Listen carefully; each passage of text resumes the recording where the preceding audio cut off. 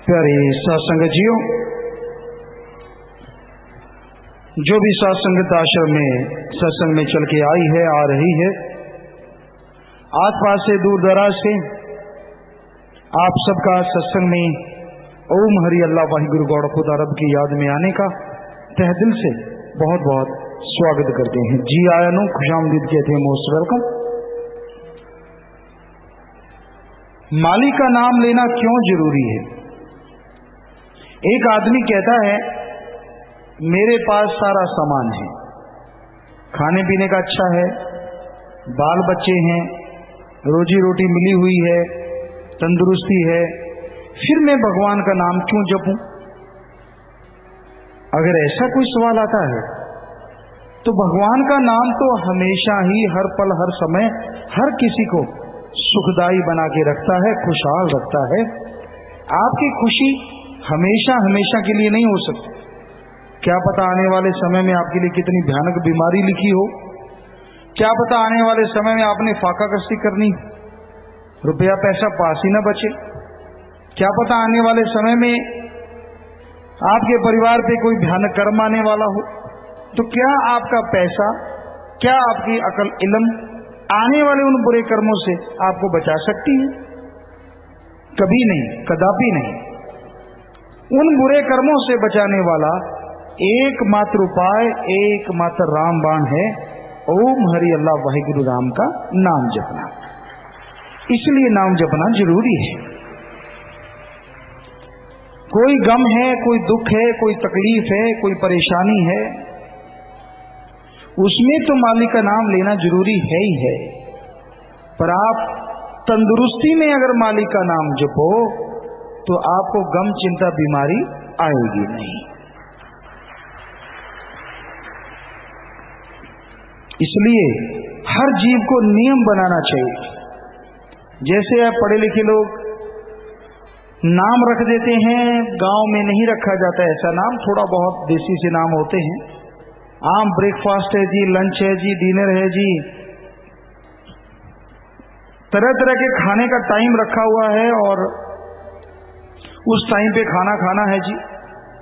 कईयों का सारा टाइम ही लंच टाइम होता है, आठों पहर खाते रहते हैं, जिधर सामान मिल गया मुंह मार लिया, कहीं साफ भी नहीं करते, पता भी चलता है। सो कहने का मतलब कई दिन रात खाते हैं और कई आठों पहर के बाद खाते हैं। जिस तरह खाने का टाइम फिक्स है, हमें कोई एतराज नहीं, चाहे सारा दिन खाओ चाहे थोड़ा खाओ। हमारा यहां कहने का मतलब है जैसे खाने के लिए टाइम फिक्स है और आपके पेट में चूहे हाथी कूदने लगते हैं, कभी अल्लाह वाहिगुरु राम के लिए भी ऐसी तड़प बना लो ताकि टाइम फिक्स हो और उस टाइम के निकलने से, टाइम नजदीक आने पे आपके अंदर बेचैनी हो जाए कि सुमन का समय हो गया, मालिक का नाम जपना है, भगवान का नाम लेना है। ऐसा टाइम फिक्स करके मालिक का नाम जपो तो ये हो नहीं सकता कि आपको कोई गम, चिंता, परेशानी आ जाए। इसलिए सुख शांति में भी मालिक का नाम जपा करो। गमों को, दुखों को, परेशानियों को न्योता ना दो कि वो कब आएंगी, वो आएंगी तो हम सुमन करेंगे। नहीं, ये ना सोचो। परेशानी आए ना आए, आपने क्या लेना है?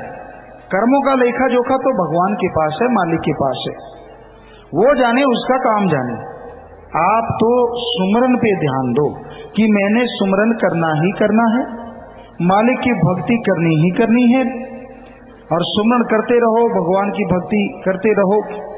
सुमरन करने से तमाम गम, चिंता, परेशानियां मिट जाएंगी और आप मालिक की दया में रहमत के लायक बनते चले जाएंगे।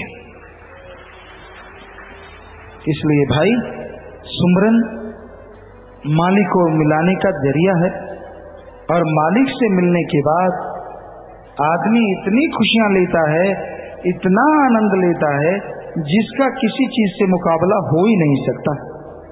परमानंद मिलता है, लज्जत मिलती है, खुशियां मिलती हैं, अंदर बाहर किसी चीज की कमी नहीं रहती। इसलिए प्रभु का नाम लिया करो, प्रभु का नाम जपा करो। प्रभु का नाम लेने से इतिहास गवाह है बड़े से बड़े गुनाहगार, चाहे वो राक्षस, ठग, वैश्या, कोई भी हुआ, जिसने प्रभु का नाम सच्चे दिल से लिया, वो भगवान की दया में रहमत के काबिल बन गए और सारी दुनिया में उनका नाम अमर हो गया। गणका वैश्या थी, आज उसका नाम ले रहे हैं इसलिए नहीं कि वो वैश्या थी, उसने अपने गुरु, अपने संतों के वचनों को माना और इतनी भक्ति की कि गंदगी छोड़ दी और वो अमर हो गई। उसका नाम भक्तों में गिना जाता है। कौड़ा राक्षस था, बताते हैं वो जीवित जीवों को तेल के खौलते हुए कड़ाव में डाल देता था और उनको उबाल के खा जाता था, तड़के खा जाता था। पर गुरु जी की ऐसी कृपा दृष्टि हुई, ऐसी दया में रहमत हुई कि उसने तमाम वो बुराइयां छोड़ दी, भक्त बन गया, लोगों को जोड़ा, राक्षस प्रवृत्ति वालों को बदला, उसका नाम भक्तों में दर्ज हो गया। सदना कसाई था, ऐसी मालिक की रहमत हुई कि उसने कसाई का वो धंधा छोड़ा, भक्ति करने लगा, लोगों को संदेश देने लगा मालिक के, और उसका नाम अमर हो गया। तो कहने का मतलब, प्रभु के नाम ने इतिहास में, समाज में एक क्रांति लाई है और लाता रहेगा। ये तमाम बुराइयों को बदल देता है। इंसान इस काबिल बन जाता है कि वो बुराइयां छोड़ के मालिक के गुणगान गाने लगता है। इस काबिल बन जाता है कि वो खंडों ब्रह्मांडों की सैर अपने मृत लोक में रहता हुआ कर लेता है। आदमी की चाह हमेशा रही है कि वो उड़ारी मारे, उड़ जाए ऊंचे आसमान में, उड़ता फिरे, क्योंकि जो इंसान नहीं कर सकता वो उसकी भावना होती है। सच में उड़ा जा सकता है, सच में घूमा जा सकता है। जो आसमान आपको नजर आता है इसमें नहीं, इससे भी कहीं आगे खंडों ब्रह्मांडों में आप उड़ारी मार सकते हैं, आप नजारे ले सकते हैं, पर अगर आप संतों के वचनों पे अमल करें। तो संत ये सिखाते हैं, ये समझाते हैं कि भाई नाम का सुमरन करो, नाम का सुमरन करो, नाम का सुमरन करो, नाम का सुमरन करो। क्यों जोर देते हैं? क्योंकि नाम का सुमरन करने से जो आपको गम, चिंता, टेंशन बिना वजह है, बिना वजह का भय, डर खत्म हो जाता है और आने वाली चिंता मिट जाती है। आदमी इस काबिल बनता है कि इस मृत्यु लोक में भी जर्रे जर्रे में, कण कण में अल्लाह वाहिगुरु के नूरी दर्ज होने लगते हैं और मालिक के नूरी दर्शनों से एक नशा आता है, एक मस्ती आती है, एक लज्जत आती है। ऐसी लज्जत, ऐसा स्वाद आता है जो दुनिया में किसी चीज में नहीं। दो स्वाद मशहूर हैं जिसके लिए लोग मार काट मचाए रखते हैं। एक है जीभा का स्वाद और एक है इंद्रियों के भोग विलास का स्वाद। दोनों ही स्वाद क्षणिक हैं, कुछ मिनटों के लिए, और फिर से वही हाल। तो इंसान क्षणिक आनंद के लिए कितने झगड़े करता है, कितनी लड़ाइयां होती हैं, मार कटाई मच जाती है, बुरा हाल हो जाता है। लेकिन जो परमानेंटली रहने वाला है, जिसे परमानंद कहते हैं, वो मालिक का स्वाद, वो मालिक की लज्जत हर किसी के अंदर है। हर किसी के अंदर वो अमृत आबो हयात हरी रस बरस रहा है। अरे उसे एक बार चख लो। जितना दुनिया में स्वाद है, जिस चीज में भी आपको आनंद आता है, अंदर की अगर उस धुन को सुन लो, हरी रस को पी लो, तो अरबों खरबों गुना बढ़ के आपके इन दुनियावी स्वादों से वो स्वाद है अरबों खरबों गुना बढ़ के, और है भी परमानेंट, रहता भी हमेशा है।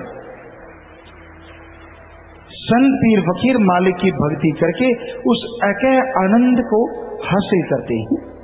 हालांकि वो सारे कर्म मालिक से दुआ करके हर जीव के भले के लिए करते हैं, पर कई बार इंसान को भ्रम हो जाता है, पता नहीं संतों को कोई मतलब है, फकीरों को कोई मतलब है, गुमराह हो जाते हैं, भूल जाते हैं। नहीं, फकीर अपने लिए नहीं जीता, उसका हर कर्म हर किसी के भले के लिए होता है। जब तक इंसान वचन मानता है, वो भलाई वो नेकी की खुशियां उसे मिलती रहती हैं, और जैसे वचन काट करके वचन मानने छोड़ देता है, तमाम खुशियां उससे चली जाती हैं, मुंह मोड़ लेती हैं, और वो खाली हो जाता है, दीन हो जाता है। इसलिए पीर फकीर जो अल्लाह वाहिगुरु मालिक का नाम बताएं, वो सुना करो और सुन के अमल करा करो। बाकी कोई भी आपका सवाल है, कोई सवाल पूछना चाहते हैं, शायद आगे होंगे, और भी भेज दीजिए। अगर आप कोई पूछना चाहते हैं बात, सिर्फ 2 लाइन लिखो, अपना नाम पता लिखो, आपके आसपास कोई सत्संगी है, सेवादार, उसको दे दो, और सेवादारों से विनती जल्दी से जल्दी स्टेज पर पहुंचाया करो पर्ची, जितना जल्दी हो सके, तो पर्ची वहां से पड़ी जाएगी। और जैसा सतगुरु मालिक ख्याल देंगे, हम तो कोई ज्ञानी नहीं है, हम तो खाकसार चौकीदार हैं, आपकी सेवा में होका लगाते रहते हैं, पर जैसा सतगुरु मालिक ख्याल देंगे वैसे आपकी सेवा में अर्ज कर देंगे, जवाब दे देंगे। कोई भी सवाल आप भेजना चाहें, आपका स्वागत है। वहीं पे फिर ख्याल ले आइए, सुमरन सच्चा मिलता कहां से है? यहां सच्चा सत्संग हो। सच्चा सत्संग क्या होता है, कैसे पता चले? बाहरी तौर पे क्या निशानियां हैं? बाहरी तौर पे सत्संग में कभी सौदेबाजी नहीं होती।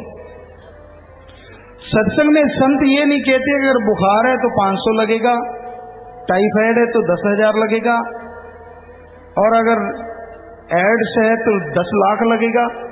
ऐसे सौदेबाजी नहीं करते संत। तू दुखिया है तो भी आजा भाई, सुखिया है तो भी आजा भाई। राम नाम अनमोल है, हमें हमारे गुरु ने बिनमोल दिया, तू भी बिनमोल ले जा भाई, और खुशियों से घर भर ले भाई। जो संत पीर फकीर बिन मोल के इस घोर कलयुग में मालिक का नाम देता है, वही सच्चा सत्संग है। ये बाहरी निशानी है। संत कभी पाखंड नहीं करते, ढोंग नहीं करते, दिखावा नहीं करते। कभी दिखावा वो करते हैं जिसने किसी को लूटना होता है। संतों का काम तो सबका भला मांगना है, भला करना है। जिसमें जीव का भला है वो बात कहते हैं, अच्छी ना लगे तो मर्जी, अच्छी लग जाए तो बल्ले बल्ले। क्योंकि फकीरों के वचन इंसान को अच्छे नहीं लगते जब उसकी खुद गर्जी पूरी नहीं होती, जब उसकी मर्जी के मुताबिक उसको फल नहीं मिलता। जितनी देर फल मिलता रहता है, गुणगान गाता रहता है, वाह वाह करता रहता है, और जैसे लगा कि उसे वो फल नहीं मिला जो उसे मिलना चाहिए, खुद ही बना लेता कि मैं इसका हकदार हूं। ये तो मालिक जानता आप किस चीज के हकदार हैं, परमपिता परमात्मा जानता है। आपकी कारगुजारी देखी जाए, आपके कर्म देखे जाएं, उस दयालु दातार का शुक्रिया किया करो, धन्यवाद करा करो उस मालिक का। जो आप चाहते हैं वो तो दूर की बात, नरक जैसी जिंदगी बन जाती आपके पाप कर्मों से। उस दयालुता की दया है जो सब जीवों को माफ करता रहता है, बख्शता रहता है और खुशियां देता रहता है। तो उसकी उपमा करो, गुणगान गाओ, ऐसे न चिड़े रहा करो, मचे रहा करो, जला मत करो, बेवजह मन के हत्थे ना चढ़ा करो, मुझे ये नहीं, मुझे वो नहीं, मुझे फला नहीं। जैसा समय होता है वैसे जीव को सामान मिलता है। सो भाई, समय ये कहता है, ये घोर कलयुग, कि आप अपने अंदर निगाह मारो, अपने अंदर की बुराइयों को दूर करो, सुमरन करो, मालिक की भक्ति इबादत करो, और सुमरन करते हुए आप तमाम खुशियां हासिल कर सकते हैं जिसके बारे में कभी आपने कल्पना नहीं की, जिसके बारे में कभी आपने सोचा भी नहीं। तो आपके सवालात आगे होंगे, बीच में वो भी एक सत्संग है जी, तो वो सवाल पढ़ेंगे और जैसा ख्याल आएगा सदगुरु मालिक की तरफ से आपको जवाब भी बताएंगे। हाँ जी बोलिए। धन धन सदगुरु तेरा ही आसरा। पूजनीय हजूर पिताजी नारा कबूल करना जी। पिताजी लड़के का एक्सीडेंट हो गया था, बस आपकी कृपा से बच गया। आपने सूली को सूल में बदल दिया जी। बहुत बहुत धन्यवाद पिताजी। सीताराम ऐसा ब्लॉक मतलौडा। जी बेटा, आशीर्वाद भगवान पे दृढ़ विश्वास जो करते हैं, मालिक उन पे दया में रहमत करते हैं, खुशियों से बख्श देते हैं। सो आप लगातार सुमन कीजिए, उस बच्चे को अच्छा नेक इंसान बनाइए। आशीर्वाद। बहन निर्मला ऐसा ब्लॉक फतेहाबाद। पिताजी मैंने दांत वाला प्रसाद खाया, मेरे घर आपकी रहम से बेटा हुआ है, आशीर्वाद चाहती हूँ, नाम भी लिखवाना है। जी बेटा, जिनको श्रद्धा दृढ़ विश्वास होता है, मालिक उन पे दया मेर हर तरह की करता है। सो आप नाम जय पे रख लें, जय जय। सतपाल जी ऐसा जम्मू से ऑन ड्यूटी हूँ जी। पापा जी मैं आपसे आशीर्वाद लेने आया हूँ, आशीर्वाद दो। मैंने 1100 रुपए भलाई फंड में जमा भी करवाए हैं। जी आशीर्वाद बेटा, मालिक आपके घरों में खुशियां बख्शे, मालिक से प्यार बढ़े, आपस में प्यार बढ़े, और आशीर्वाद आप अच्छे नेक काम करें, आगे बढ़े, मालिक से दुआ करते हैं। हाफिज रहमान क्रैशी इंसा गंगो। पिताजी आपने मुझे अपने दामन रहमतों से जगह दी, मुझे प्रेमी बनाया, हमें आशीर्वाद दो। मुझे परेशानी और बुरी नजर से भी बचा लो जी। बिल्कुल फिक्र ना कीजिए बेटा कुरैशी साहब, मालिक साथ हैं। आप लगन से, नेकी से, मालिक की रहमत से आगे बढ़ते जाओ, बिल्कुल टेंशन ना लो। कर्मों का बोझ कई बार आता है, अल्लाह मालिक के रहमो करम से, नूरी नजर से वो जरूर कट जाएगा, और मालिक हमेशा निगहबान है, आपके साथ है। आशीर्वाद। Priyanka Insa JCD dental college Sirsa. प्यारे पापा जी, wish you a very very great happy birthday. पापा जी वैसे एक्चुअल में आज ही आप जी आए रूहों को फ्रीडम दिलाने के लिए जन्म मरण के चक्कर से, इसलिए आज तो इंडिपेंडेंस डे होना ही था। पिताजी जहाँ से आज 6 वाली 2 जहाँ ड्रेस पहन के आना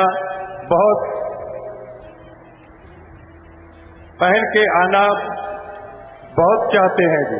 दान दान सदगुरु तेरा ही आप। कौन सी ड्रेस समझ नहीं आई? शहनशाहों वाली ड्रेस पहन के आना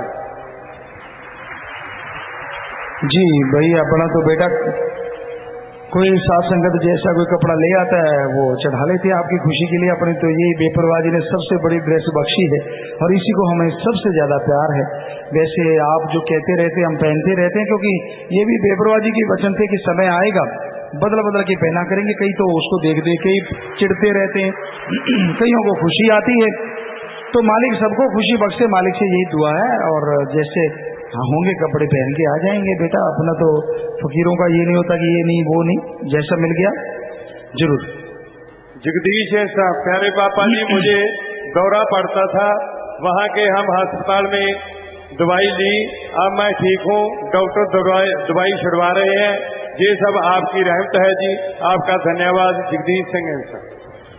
जी बेटा, मालिक का रहमो करम हुआ है, दया में रहमत हुई। आप लगातार सुमन करते रहिए, मालिक साथ हैं। आशीर्वाद आशीर्वाद। तो ये आपके सवाल थे। प्यारी साथ संगत जी, एक बात और ख्याल में आई।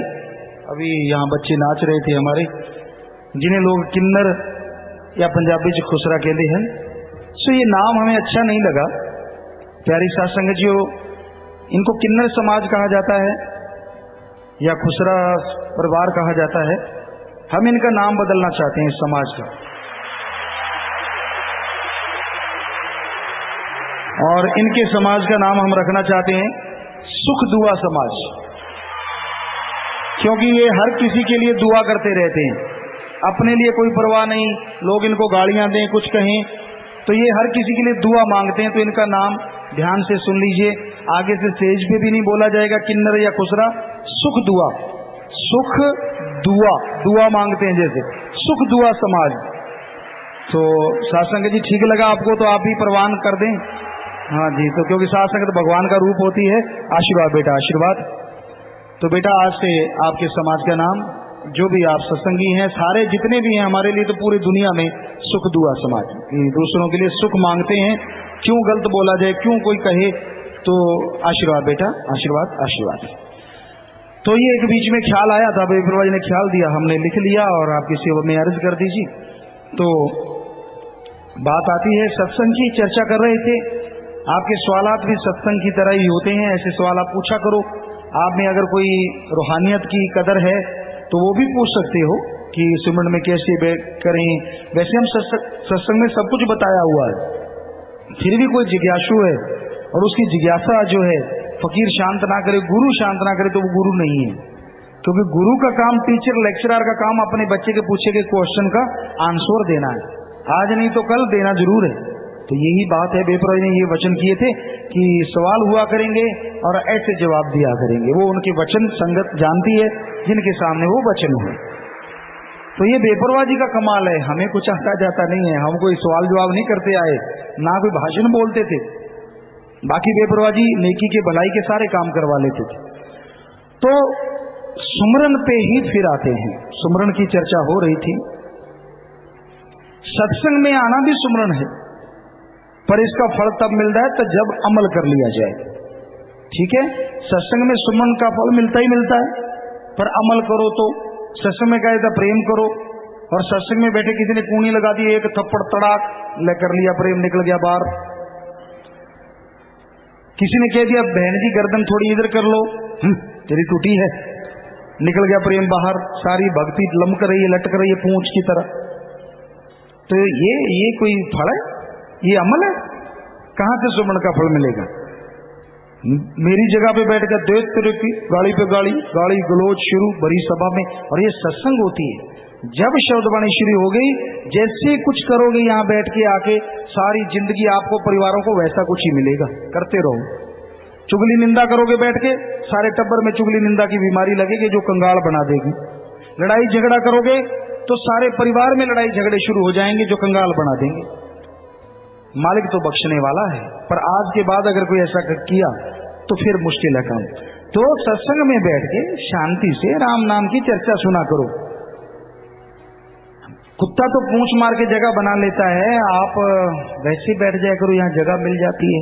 पूंछ तो आपके है नहीं, मालिक ने दी नहीं, शुक्र है, नहीं तो वो उखाड़ उखाड़ के ले आते।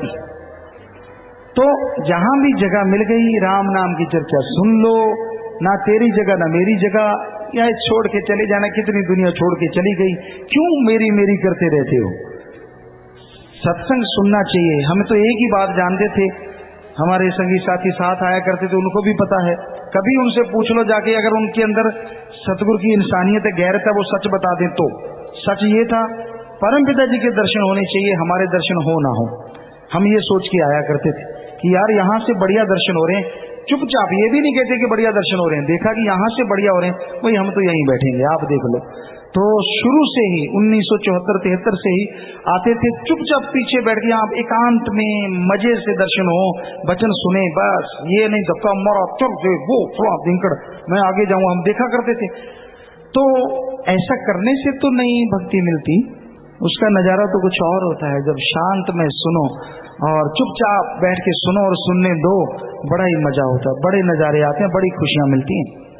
तो भाई सत्संग में नाम सुना जाए, सत्संग में वचन सुने जाएं, उन पे अमल किया जाए, ना अंदर कमी रहे और ना बाहर कमी रहे।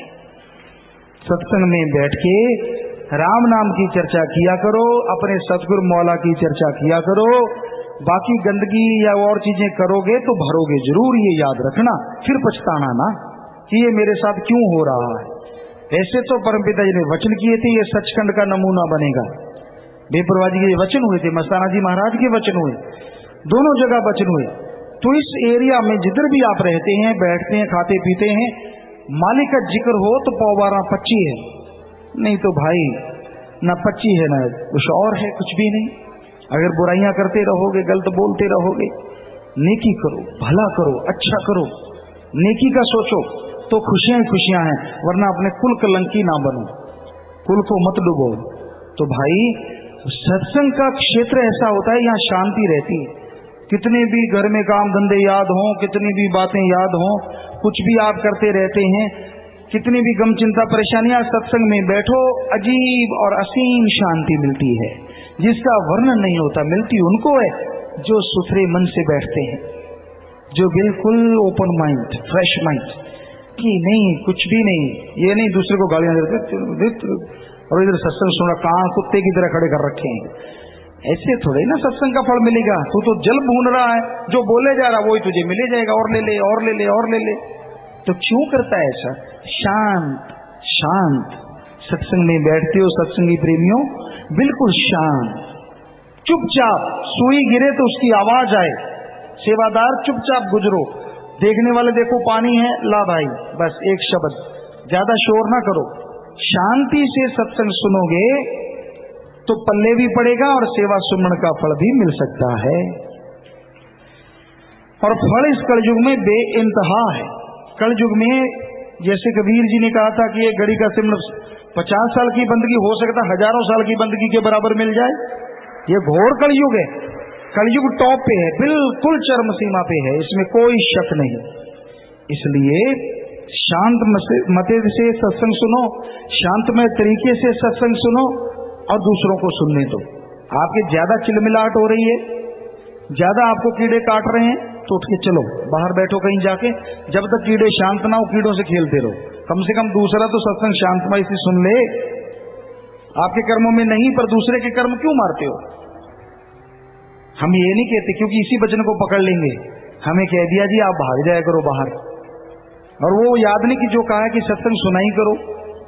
हम तो कहते हैं कि सत्संग सुनाई करो, पर शांतमय तरीके से सुना करो। सारा कुछ छोड़ के मालिक की याद में बैठा करो। देखो कैसा आनंद मिलता है, कैसी लज्जत मिलती है, कैसी खुशियां मिलती हैं। पर मिलेंगी तभी ना जब आप अमल करोगे, मिलेंगी तभी ना जब फकीरों की बात पे अमल करके आप तमाम खुशियों के हकदार बन जाओगे। तो भाई वचनों पे अमल करना सीखो, मालिक का नाम जपा करो, दृढ़ विश्वास रखो। जिसको गुरु पे दृढ़ विश्वास है वो अंदर से नजारे दिखा देता है, कदम कदम पे नजारे मिलते हैं, दोनों जहां की खुशियों का हकदार बनता है और कुलों का उद्धार हो जाता है। हम तो अपने गुरु मुर्शिद कामिल बेप्रभ मस्ताना जी महाराज, सच्चे मुर्शिद कामिल मालिक शास्त्रनाम जी महाराज का जन्म महीना मनाते हैं। सात्संग तो उनको भी मनाती है और इसको भी मनाती है। ये भी उनका हुक्म उन्होंने कहा तभी सात्संग शायद मनाने लगी। उन्होंने खुद मनाया था बेपरवाह जी ने उस बॉडी में अपना। तो हम नहीं मनाते, आप मनाते हैं। कई बार होता है कि अपने गुरु को तोहफा दें, आप ये सोचते हैं क्या तोहफा दूं, क्या मैं ऐसी चीज दूं गुरुजी खुश हो जाएं। तो एक ही चीज है, आप वचनों पे अमल करने का वायदा दे दो, दृढ़ विश्वास रखा करो, मन मते की ना सुनो, मन की ना सुनो। इससे बड़ा तोहफा और कोई हो ही नहीं सकता, और हम इसे सहज कबूल करते हैं। अपने अंतःकरण से सोच के आप ये तोहफा भेज सकते हैं। जिसका दिल करे सत्संग में बैठे नारा लगा के ये तोहफा मालिक को भेजो, और मालिक को हम पहुंचाएंगे कि ये हमें तोहफा दिया है आपकी रियाय ने, आप कबूल कीजिए, और उसके बदले में आपको पता नहीं वो कितनी खुशियां बख्श देंगे। जी, तो आप अगर सच्चे दिल से नारा लगा के आपने कहा है तो हाथ भी खड़े करके कह दीजिए। अब ये हम देखेंगे ही नहीं किसको किसने खड़े नहीं किए, पर कईयों को शर्म में हाथ खड़े ना करना, फिर गड़बड़ हो जाएगी। हाथ नीचे कर लीजिए, ठीक है। आप वचनों पे पक्के रहिए, मालिक आपको खुशियां भी बढ़ चढ़ के बख्शेगा। दृढ़ विश्वास रखिएगा, दृढ़ यकीन रखिएगा। जी, आशीर्वाद।